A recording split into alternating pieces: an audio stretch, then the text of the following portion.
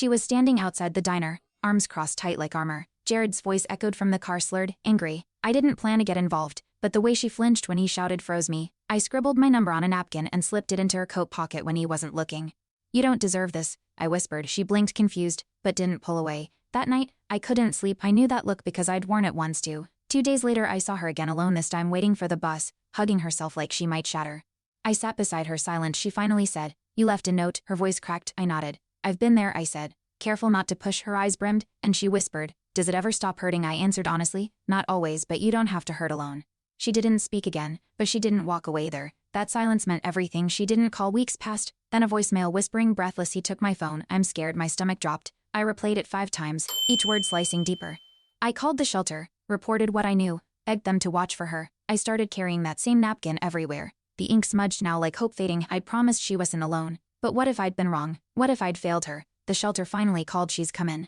Bruised and silent, I raced there. She looked through me like I was glass. "You said it wouldn't hurt alone," she muttered. I nodded, guilt swallowing me. She shook her head. "It still hurts." I didn't answer. Instead, I sat beside her again. No speeches, no advice, just presence. She didn't reach for my hand, but she didn't move away. Maybe that was enough for now. Flashback: my ribs had ached for weeks after my last night with Daniel. But what stayed was the sound, his voice twisting truth until I believed him. I saw that same confusion in Papika's eyes. I told her, "He rewrote your reality. You're not crazy." Her lip trembled. She whispered, "He said I was lucky he stayed." I said, "He's lucky you survived." She looked at me, a flicker of something returning. Twist. Poppy left the shelter without telling anyone. Can it clutch my chest? I checked every place I could think of. Then, at the diner, there she was sitting in our old booth, hands shaking. I wanted to feel strong again, she said. "To choose." I slid into the booth, heart pounding. "You did." She smiled, weak but real.